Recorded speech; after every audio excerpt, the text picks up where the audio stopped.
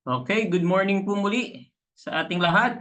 Pwede po bang palakpakan natin ang ating Panginoon? Welcome po sa last Sunday ng buwan ng month of May. So nabanggit ng ating Pastor Joel kanina na ito yung tinatrack natin yung half year ng taong 2024 ano po at kagaya ng ating prelude kanina ng ating panalangin, ang ating mga inawit. Ang atin lang pwedeng sabihin ay praise the Lord. Ano po? Pwede niyo po bang sabihin sa inyong mga chat box, praise the Lord nang may kagalakan ano po? Kasi tayo magkakahiwalay, tayo hindi magkakasama, pero gawin niyo po yung pagta-type ng may kagalakan sa inyong mga puso na sinasabi nating praise the Lord ano sa ating purihin ng ating Panginoon. Ngayong magang ito, pag-uusapan po natin yung living life without worries. Ano po? Ito po ay hindi request, ito po ay hindi suggestion ng ating Panginoon, kundi ito po ay utos. Kaya ito'y mahalagang pag-usapan natin. Ano? So nandito na tayo sa kalahating taon ng 2024 and I believe itong journey natin since January until now, may iba't ibang ups and downs na tayong pinagdaanan. Ano po? Kaya nga pinauna na ng Bible. Last Sunday, di ba, pinag-usapan natin na meron talagang mga pagsubok, meron talagang mga problema, meron talagang mga pwede tayong pagdaanan upang tayo ipatatagin. Inuna na po ng Bible yon. Kaya nga dito sa ating pag-uusapan ay minsan pa ipapaalala sa atin ng ating Panginoon na kailangan tayong magtiwala, magpasalamat at magbigay karangalan sa ating Panginoon. Inaanyayahan ko po kayo na buksan niyo po ang inyong Biblia sa libro po ng Lucas, Kabanata 12. Pag-usapan po natin yung isa sa very familiar na utos ng ating Panginoon ano po, na tayo magtiwala sa Kanya. So ito po yung salita ng ating Panginoon. Sabi po ng magandang balita, Biblia Tagalog, sinabi pa ni Jesus sa kanyang mga alagad, kaya't sinasabi ko sa inyo, huwag kayong mabalisa tungkol sa inyong bahay at sa inyong kakainin o tungkol sa damit na kailangan ng inyong katawan. Sapagkat ang buhay ay higit pa kaysa pagkain at ang katawan kaysa damit. Tingnan ninyo ang mga uwak, hindi sila nagtatanim ni umaani man, wala rin silang imbakan o kamalig, ngunit pinapakain sila ng Diyos.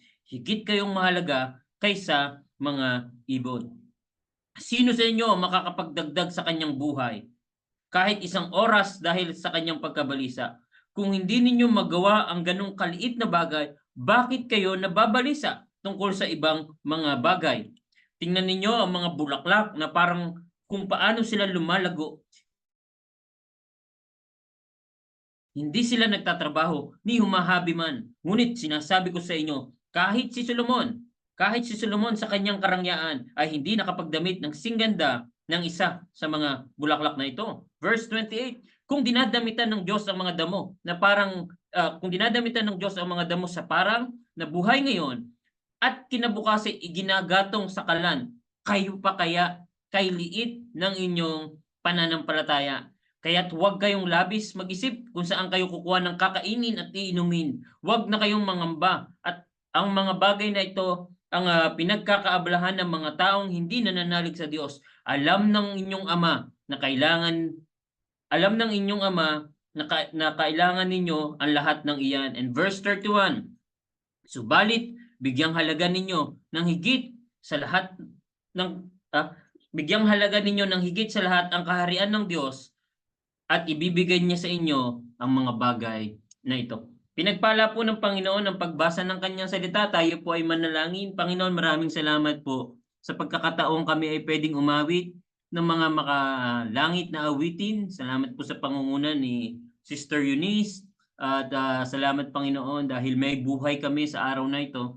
Salamat Panginoon dahil napakabuti niyo po sa amin as we reflect itong half year ng 2024, alam namin na ikaw ay hindi nagpabaya. Alam namin, Panginoon, na tinupad niyo ang inyong at tinutupad niyo po ang inyong pangako. Una sa aming buhay, sa aming mga personal na buhay. Pangalawa po sa inyong simbahan. Pangatlo po ay sa mga family namin, Panginoon. Maraming salamat dahil sa aming patuloy na pagre-reflect ng aming buhay sa inyong mga salita, Panginoon, ito po ay nagiging kalakasan namin. Kaya't amin dalangin na patuloy niyo po kaming palakasin, i-edify, i-sanctify, i-purify, Panginoon, ng inyong mga salita. At lalo po nawa namin kayong mahalin at lalo kaming magpakababa, Panginoon, sa inyong harapan. Pagpalain niyo po ang oras at sa araw na to, maging ang mga hindi ho naka-join for some reason, kayo po ang mag-ingat sa kanila. Yung mga kapatiran po namin na naapektuhan ng bagyo ngayon sa Pilipinas, kayo rin po ang mag-ingat sa kanila, Panginoon. Maraming salamat at hayaan niyo po na maparangalan ka namin sa aming pag-aaral ng inyong salita. Maraming salamat po sa pangalan ni Jesus. Amen and amen and amen. Living life without worries, ano po. At habang tayo po ay nandito sa mundong ito, marami po tayong isipin, ano po, marami tayong pwedeng pagdaanan, marami tayong pwedeng maging tanong habang tayo ay lumalakad sa mundong ito. Dahil tayo ay nasa mundong ito, dahil tayo ay limitado, hindi natin maunawaan ang maraming bagay. Siguro may ilan sa atin nagtatanong, bakit ito yung journey natin na pinagdaanan? Marahil yung iba, ngayon tinatanong natin, bakit may inflation, bakit may gera, bakit may mga iba't ibang karamdaman, ano po, o iba't ibang sitwasyon. At ito'y kasama, kaakibat po nito ay inuna na ng Bible yung mga pwedeng mangyari po sa atin, ano po. Ito pong larawan na ito ay yung nasa right side nyo po ay si Ben Kereluk from Alberta, Canada, ano po. So yung nasa left side naman po ng inyong camera ay yung kanyang anak na lalaki, kasama po yung kanyang anak ay yung kanyang asawa, ano po, yung asawang babae. At habang ito pong kanyang mga anak ay babiyahe, sumakay po sa isang motorcycle kasama po nung kanyang yung mag-asawa, ay hindi sa inaasahang pagkakataon, true to life po ito, hindi inaasahang pagkakataon, inaaksidente po itong mag-asawa na to at sila po ay binawian ng buhay. Sa madaling salita, yung kanilang dalawang anak ay naiwanan po dito sa kanyang tatay. So sa kanyang, yung lolo na po ang mag-aalaga doon sa kanyang mga apo kasi nawala po yung kanyang yung mga magulang, ano po. Kaya nag-aalala po itong yung tatay kung paano bubuhayin yung dalawang bata. Kasi nga ay bata pa, kailangan ng mga gastusin, ano. So ang inisip po niya ay ibenta itong yung sasakyan ng kanyang anak na naiwanan, ano po. Ito po ay classic car. Hindi ko lang alam kung anong klaseng sasakyan, pero ito ay classic car na sabi niya ibebenta niya lang para makatulong sa pangangailangan ng dalawang apo niya. Kasi paglaki ng bata, paglaki ng gastos. Kaya sabi niya, dadalhin niya sa bidding area sa Canada itong sasakyan na to. Kaya nga nung pagdating niya sa bidding area ay pumresyo at dumating sa point na yung sasakyan na yon ay nabenta po ng 1.4 million pesos sa atin, ano. Hindi ko alam kung magkano sa dirhams yon, pero sa ating current currency ay inabot po ng 1.4 million. Pero hindi ho doon natatapos ang kwento. May nangyaring kakaiba.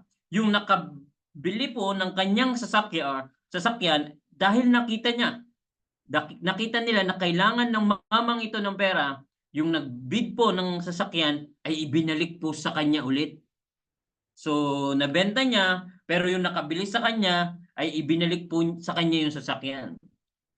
Ang laki po ng pasasalamat ni Mr. Ben, ni Mr. Ben Kereluk. Sabi niya, wow, salamat. Pero biglang may pumasok sa kanyang isipan. Sabi niya, nasa bidding area na naman ako. Ngayon, gawin ko na lang, ibenta ko na lang ulit itong sasakyan. Nandito na rin naman ako. Kaya dumating sa point, pinagbenta niya ulit ng sasakyan, meron ulit bumili, tapos yung bumili, binigay ulit sa kanya. Siguro mga 3 beses na ganun ang nangyari. At alam niyo po ba yung sasakyan na yon ay inabot ng $100,000 o sa madaling salita ay 5 million pesos. Inabot po yung sasakyan na yon. Gusto natin itong mga ganitong kwento, di po ba, kung paano natutustusan, kung paano napoprovide, kung paano gumagamit ang Diyos ng iba't ibang kaparaanan upang matustusan ang pangangailangan ng isang tao. Gusto natin yung kwentong yon. Pero paano kapag tayo ay nasa season na marami tayong mga katanungan? Mga season na kung saan ay marami tayong mga isipin. At ang ating sitwasyon ay para bang hindi pumapabor sa atin. Ano na yung ating magiging response sa mga nangyayari sa mundong ito? Kaya ito yung pag-uusapan natin, living without worries. Kaya nga po nasabi ko po sa inyo kanina na itong pag-uusapan natin ay hindi request ng ating Panginoong Hesus. Hindi ito suggestion ng ating Panginoong Hesus, kundi ito'y utos, command ng ating Panginoong Hesus na mamuhay tayo ng may pagtitiwala. Why? Kasi itong mga alalahanin natin, itong worries natin, pwedeng mag-lead sa kasalanan. Sabi po ni John MacArthur, worry is the sin of distrusting the promise and providence of God. Sabi po, ang pag-aalala daw po ay kasalanan na kung saan ay hindi na tayo nagtitiwala sa Panginoon, sa kanyang pangako, sa mayamang biyaya ng Panginoon. And yet, it is a sin that Christians commit perhaps more frequently than any other. Na sinasabi po ni John MacArthur na madalas dito tayo nagfo-fall bilang mga mananampalataya, bilang Kristiyano dito sa salitang worry po. Kaya nga sa umagang ito, sa ating pagtatapos ng month of May, tingnan natin, how do we live life without worry? Paano tayo mabubuhay sa mundong ito nang aalisin na natin itong worry, itong mga worries natin? Una, tatlong bagay. First and foremost, we need to understand God's priority. Kailangan po nating maunawaan ano yung prioridad ng ating Panginoon. Kung bakit tayo nandito sa mundong ito, kung bakit tayo nasa UAE, kung bakit merong church. Di po ba? Kailangan nating maunawaan, understand God's priority. Kung titingnan natin yung ating MTM, sabi po dito, sinabi pa ni Jesus sa kanyang mga alagad, kaya't sinasabi ko sa inyo. Alam niyo po, napakahalaga po ng statement na yan. Kaya't sinasabi ko sa inyo. Hindi po yan na kung babasahin natin, hindi po politiko nagsasalita, hindi po mga sikat na tao nagsasalita, hindi po yung kung sino-sinong tao nagsasalita. Ang mismong nagsasalita dito ay ang ating Panginoong Hesus. Yung sinasabi niya, kaya't sinasabi ko sa inyo. Ibig sabihin, parang nag-heart-to-heart talk siya sa kanyang mga disciples, sa kanyang mga kausap. Heart-to-heart talk ng ating Panginoong Hesus. Kaya't sinasabi ko sa inyo. Alam niyo po, napakahalaga po nan sa bawat araw ng ating buhay. Kaya ngayong ating MTM, di po ba, yung ating My Today's Manna, laging ang tanong natin doon, ano ang sinabi sa iyo ng Panginoon? Ano ang pinapagawa sa iyo ng Panginoon? Alam niyo itong konteksto ng ating pinag-uusapan, kung titingnan pa natin yung mga naunang verses, ay nakaakibat po dito yung parable of the rich fool, na bago itong verses 22 onwards, ay may mga naunang kwento ang ating Panginoong Hesus, parabola, na merong mayaman na hindi na niya alam kung anong gagawin niya sa kanyang yaman. Kasi kumita siya, iniisip niya kung paano gagastusin, paano ubusin ang kanyang kayamanan, At maganda naman yung pagkakakwento ng ating Panginoong Hesus kung babasahin po natin yung mga naunang verses, Kaya lang, ang makikita natin dito sa mamang ito, sa ginamit ng Panginoong Hesus, ay puro ako. Ano ang aking gagawin? Paano ko uubusin? Ano ang aking bibilhin? Puro nakasentro sa kanyang sarili. And don't get me wrong, hindi po masamang magkapera. Kailangan po natin yan. Kailangan nating magtrabaho. Kaya nga yung iba naghahanap po ng trabaho. Kailangan po natin yan. Kaya lang, ang laging concern natin ay paano natin gagamitin yung binibigay sa atin ng ating Panginoon. In fact, ang Bible nagtuturo lagi patungkol sa paano tayo maging good steward. At may mga nagsasabi nga na, Pastor, galit ba ang Diyos sa mayayaman? No, sasabihin ko po sa inyo, hindi po galit ang Diyos sa mayaman. Galit po ang Diyos sa mga taong hindi marunong o mas labis na nagmamahal sa kanyang kayamanan. Kaya nga po ang sabi ng Bible ay, hindi po sinabi ng Bible na money is all the root of all evil. Ang sinabi po ng Bible sa 1 Timothy 6:10 ay, the love of money. Hindi po sinabing money is the root of all evil. Kasi kailangan natin ng pera sa mundong ito. Ang sabi po ng Biblia, the love of money. Yung pagmamahal po natin sa pera ang nagiging source ng mga kasalanan, nagiging cause ng kasalanan. Kaya nga, ang sabi ng Panginoong Hesus, sa verse 23. Sapagkat, ito po yung priority, sapagkat ang buhay ay higit pa kaysa sa pagkain at ang katawan kaysa damit. Na para bang sinasabi ng ating Panginoong Hesus dito sa isang malalim na pag-aaral, mas mahalaga ang buhay spiritual natin kaysa sa mga pisikal na pangangailangan. Mas magandang ito yung i-priority natin kasi ito yung dahilan kung bakit nagpunta ang ating Panginoong Hesus dito upang solusyonan yung ating pinakakailangan at yun na yung kaligtasan. Ano po? Kaya nga, we need to understand God's priority na yung ating buhay ay mas mahalaga. Kaya nga tayo sa GC Dubai, hindi relihiyon ang tinuturo natin. Ano po? Hindi mahalaga yon, mahalaga ang relihiyon, pero we are concerned more sa relasyon natin sa Panginoon, di po ba? Na ito yung ating dapat iayos sa bawat araw. Kasi ito naman po, dito tayo huhukuman ng ating Panginoon. Kung kayo po'y tatanungin ngayong umaga, ano po ang ating priority? What is your life's priority? Habang nandito ka sa UAE, ano yung prioridad mo? Trabaho ba? Mga material na bagay ba? Mga kung ano-anong mga kaabalahan ba? Ano ang priority natin sa buhay? Nakakalungkot to kung nalilimutan na natin ang ating priority. Marahil nga ay kagaya na nabanggit ng ating Pastor Joel kanina sa devotion po namin kanina, marahil ay we act like okay tayo sa Panginoon, pero ang totoo ay nagiging hipokrito na pala tayo sa harapan ng ating Panginoon. Ano po? Na panlabas ay ayos tayo, pero deep inside sa ating mga puso ay malayo tayo sa ating Panginoon. Mga kapatid, ano po ang priority natin? Priority ba natin ang priority ng ating Panginoon? Sabi ni C.S. Lewis, God cannot give us happiness and peace apart from Himself. Hindi daw kaya tayong bigyan ng Panginoon ng kasiyahan, ng kapayapaan, ng totoong kagalakan, ng totoong kapayapaan apart from Himself, because it is not there. There's no such thing. Na para sinasabi ni C.S. Lewis dito, kapag wala si Lord sa buhay mo, walang totoong kapayapaan. Kapag wala si Lord sa buhay mo, walang totoong kagalakan. Kapag malayo ka sa Panginoon, hindi natin nararanasan yung totoong ibig sabihin ng pagpapala. Ano po? Pagpapala. Kaya nga mga kapatid ko sa Panginoon, paano tayo mamumuhay? Paano natin aalisin yung mga worries na meron tayo? We need to understand God's priority. Yung prioridad ng ating Panginoon, yung ating buhay spiritual, na iayos ito. Kaya nga last Sunday, nung ako'y nagre-reflect pa rin nung mensahe last Sunday, talagang ginagamit ng Panginoon ng iba't ibang sitwasyon. All things work together for good para sa ikakaayos ng bawat isa sa atin, di po ba? Understand God's priority. Pangalawa po, we need to understand God's priority. Pangalawa po, na tinuturo ng Biblia, ay kailangan nun nating maunawaan. Understand God's provision.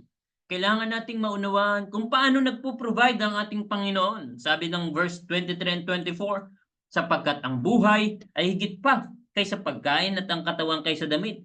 Tingnan ninyo mga uwak. So, uwak ko ang ginamit na ilustrasyon dito. Hindi sila nagtatanim ni umaaniman. Wala rin silang imbakan o kamalig.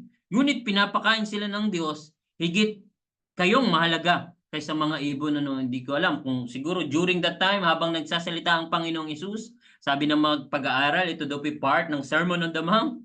Pero habang nagsasalita daw ang Panginoong Hesus, ay baka may dumaang uwak. Siguro kung sa panahon ito at nandito siya, kung sa UAE itong venue, siguro kalapati ang binanggit, ano po, ay dito uwak ho yung ginamit ng Panginoong Hesus. Sabi, hindi sila nagtatanim ni umaaniman. Alam niyo po, kung titingnan niyo po yung mapa ng Israel, ano po, sabi ng pag-aaral, ang bansang Israel daw ay daanan talaga ng iba't ibang klaseng ibon, ano po. So, ano man yan, galing migratory birds man yan, o anong klaseng ibon. Talagang most of the time, nung panahon ng ating Panginoong Hesus, talaga daw pangkaraniwan yung pagdaan ng iba't ibang ibon. At siguro habang nagsasalita ang ating Panginoong Hesus, gumamit siya ng ilustrasyon at ginamit niya ang ibon. At nang sinabi niyang itong mga ibon na to, itong mga uwak na to, hindi sila nagugutom, hindi sila nagkukulang, ano po.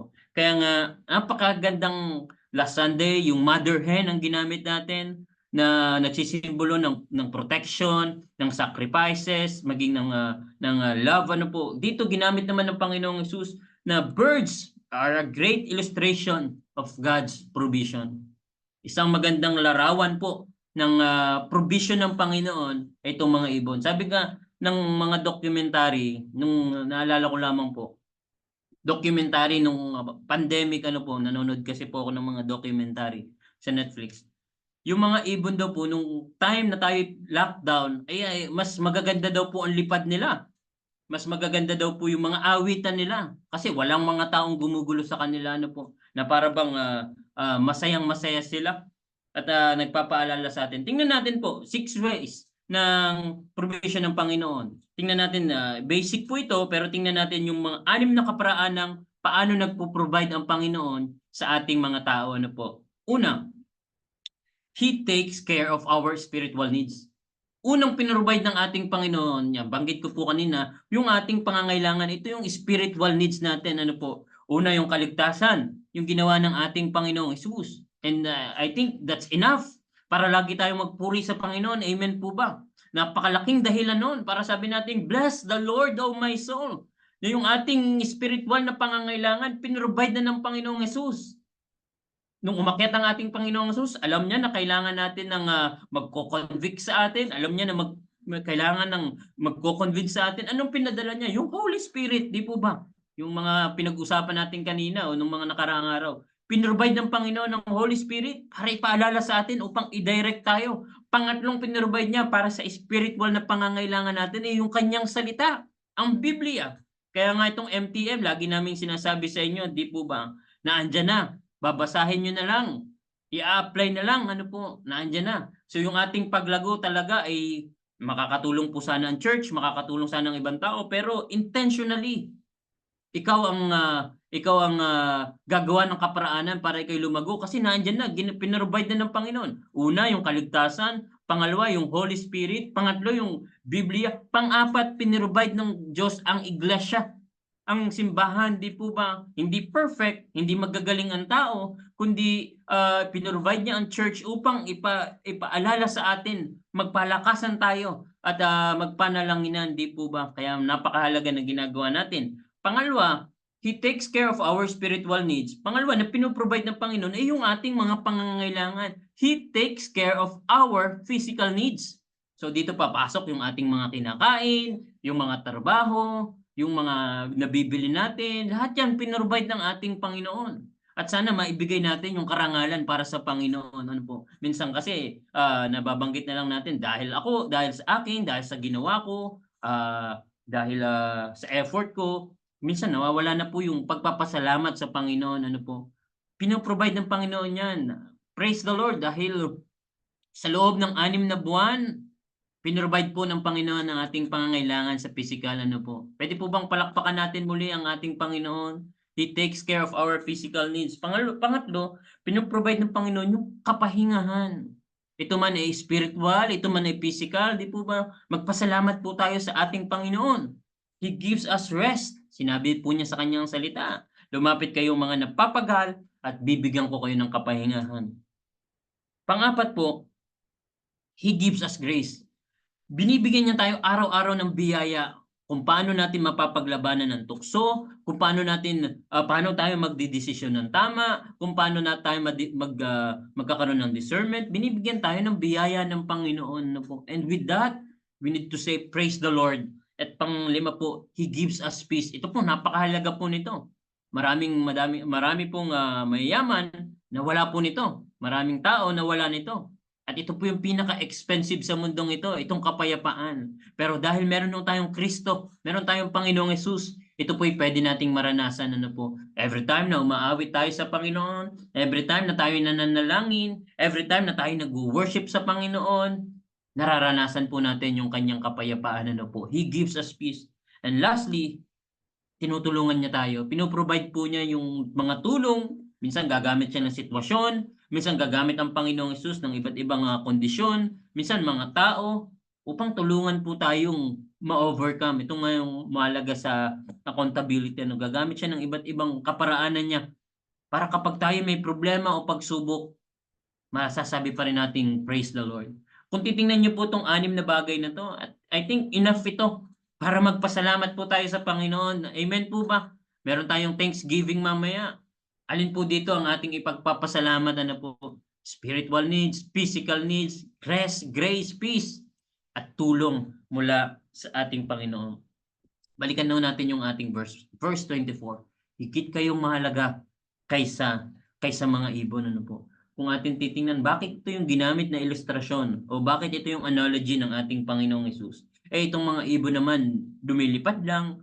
Itong mga ibon naman ay ito'y nakikita lang natin. Pero bakit sinabi ng Panginoong Hesus, higit kayong mahalaga kaysa mga ibon?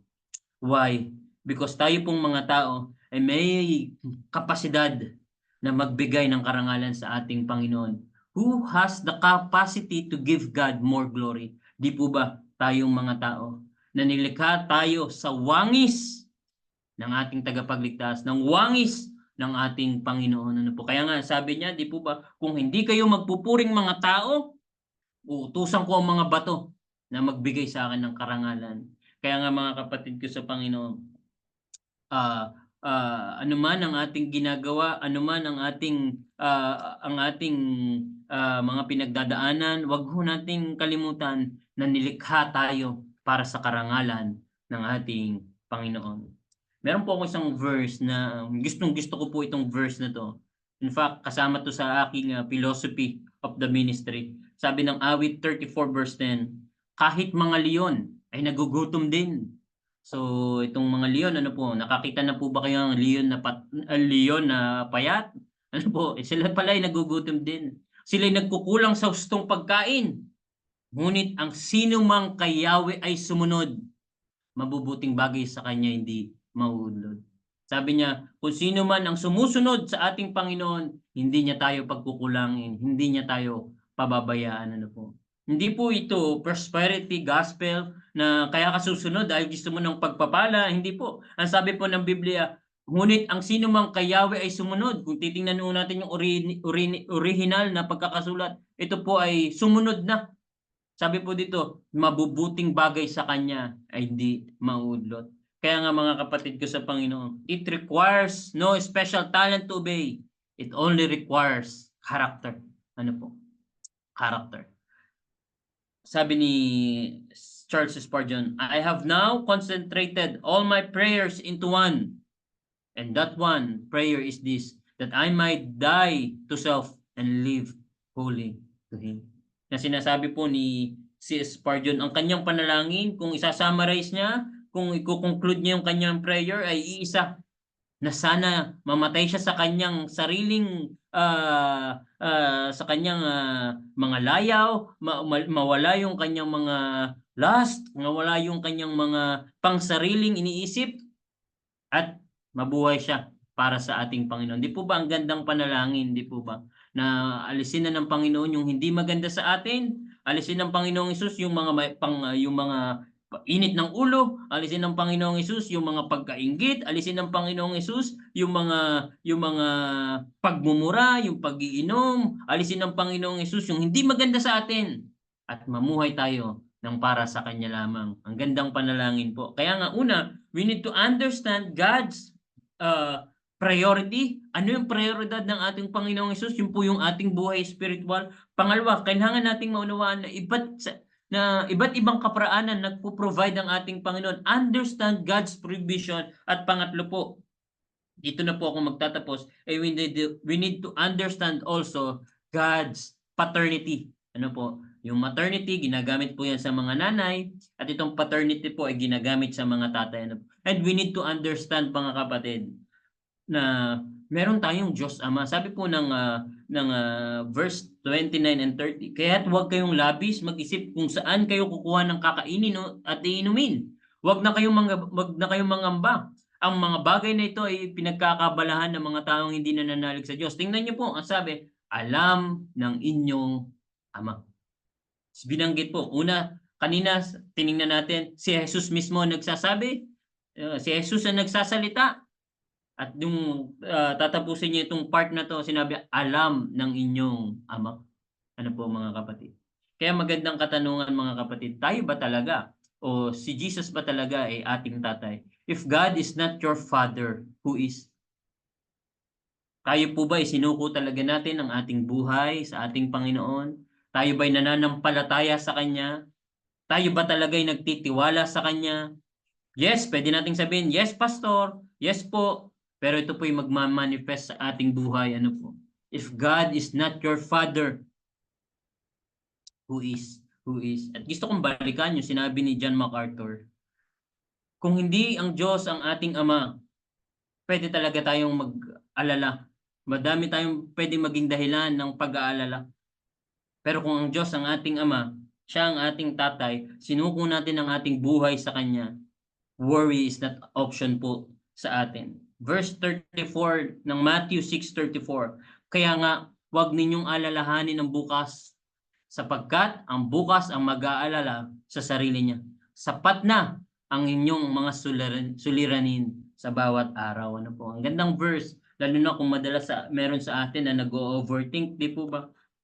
Anong mangyayari sa akin? Anong mangyayari sa ating pamilya? Anong mangyayari sa ating journey? Anong mangyayari sa atin ngayong 2024 na natitira? Anong pwedeng ano ang magagawa natin? Minsan nag-overthink tayo. Pero sabi ng salita ng Panginoon, sapat na ang bawat araw. Sapat na.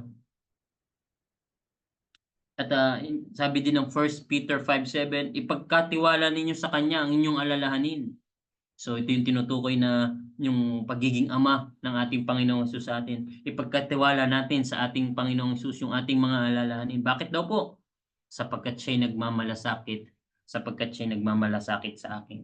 Kaya nga, we need to understand God's paternity. Una, kailangan nating ang alalahanin, unawain yung priority ng ating Panginoon. Huwag sana tayong mawala ng landas. Sana huwag tayong out of focus ng ating priority, yung priority ng Diyos sa ating buhay, at yun yung buhay spiritual natin. Pangalawa, kailangan nating maunawaan at ang kailangan nating maunawaan ang ibang kaparaanan ng Panginoon sa kanyang provision. Ito'y pinrovide niya yung ating spiritual na pangangailangan, yung ating physical na pangangailangan, yung kapahingahan, yung kapayapaan, yung biyaya, lahat yun pinrovide ng ating Panginoong Hesus.